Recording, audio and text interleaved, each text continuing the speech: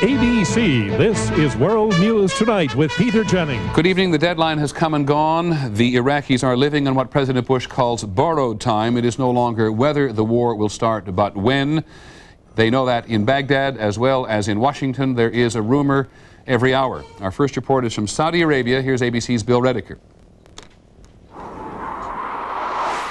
On the battleship Wisconsin, coordinated sea-air operations with British fighter jets, the firing of the ship's 5-inch guns, the testing of its anti-missile system, preparations for war.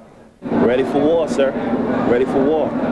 That's what this ship came over here to do. General quarters, all hands man your battle stations. As the deadline approached, the commander announced the Wisconsin had been placed on DEFCON 2 alert, Defensive Condition 2, one notch short of war.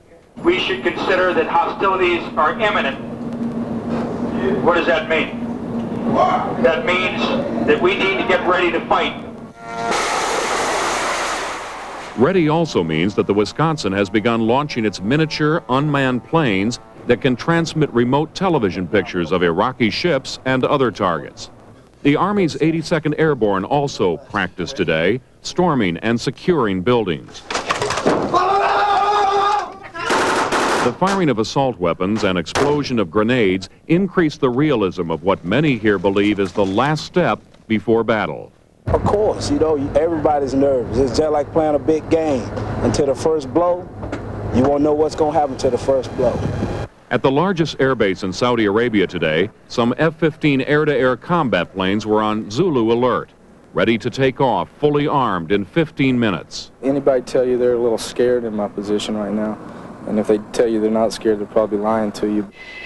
On the day the deadline came and went, American forces were exercising with a new intensity and a new seriousness. Before the Marines today moved closer to the border, they were given chemical warfare antidotes. This is how to use the injector. The instructions are also on the injector. You'll be getting a class later. Tonight, considerably increased air activity here in Saudi Arabia. During the past half hour, we have counted about 20 fighter jet aircraft takeoffs. Normally, there is some air activity at night, but it's normally transport and a few air missions. This does mark an increase in air activity. Peter? Bill, I hear that from elsewhere in Saudi Arabia as well. What does the military high command say about it? They're not saying anything, and they say that anything further on it will come out of either Washington or Riyadh, but we are hearing nothing in the eastern province of an official nature. Captain Mike Miller there says anybody who isn't scared is a fool. Is everybody scared? I think there's a certain amount of tension in the air and a certain amount of anxiety, both among the troops and the civilian population. There's a definite feeling that something is up or about to be up. Okay, thank you very much, Bill Redeker, who's in Saudi Arabia. By the way, senior Pentagon officials confirmed to ABC's Bob Zelnick that there has been an increase in night activity in the Gulf from both bases on land and also from ships, but they declined to characterize it beyond that. And as we said at the beginning of the broadcast, they know very much in Baghdad that something is going on. ABC's Gary Shepard is on the line now from Baghdad, where it is a little after 2:30 in the morning. Is Baghdad a dead town at the moment, Barry? I mean, Gary, in terms of perfectly silent? Peter, it is absolutely quiet here. No activity whatsoever. Looking out from the hotel where most of the foreign journalists are kept, the lights of the city are still on. You can see right to the horizon, street lights, etc. But absolutely nothing happening here. It is dead quiet. Tell us what the weather is like at the moment, Gary. The weather is clear. You can see some stars in the sky, and there's no rain, nothing like that, so it is easy to see into the upper reaches of the sky from the ground. Okay, Gary, thank you very much. We are thinking about you as well. In Baghdad this morning, a sign of the times, taxi drivers were asking more than $200 to drive to the Turkish border, $185 more than last week, and the border has now been closed by the Iraqis. And a little while before the broadcast tonight, ABC's Gary Shepard reported that Baghdad's 4 million citizens are very aware of the danger. There is very little they can do about it, and here's the report he filed in. The streets here were busy this morning. People went to work, stores were open, the city appeared normal. At Baghdad University, they began final exams today. But most students were well aware the deadline had just passed and war could soon begin. So be it, so be it. We are ready for that. We want peace, and we don't want any war. I don't like anything bad to happen to any of your soldiers or our soldiers, because the war will be a devastating one to both sides. As that reality sunk in, the airport was jammed with foreigners anxious to leave. Both scheduled flights to Amman, Jordan were sold out. We're going to dump out of that piece by Gary Shepard at the moment and go back to him live on the telephone, for he has an up-to-date report. Gary.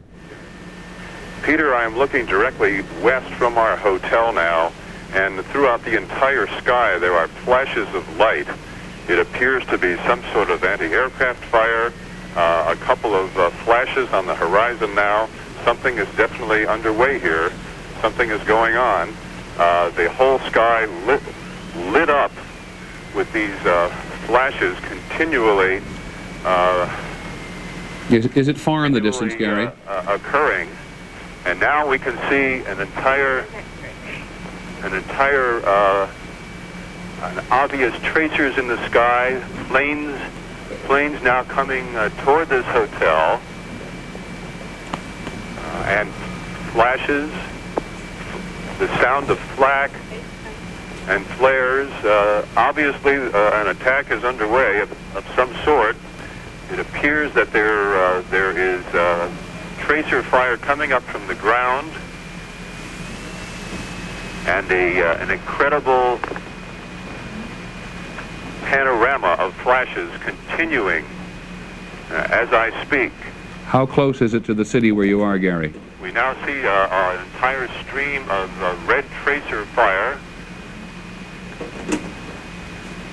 And now sirens, air raid sirens, are beginning to sound over Baghdad. The lights of the city itself continue to burn on the ground.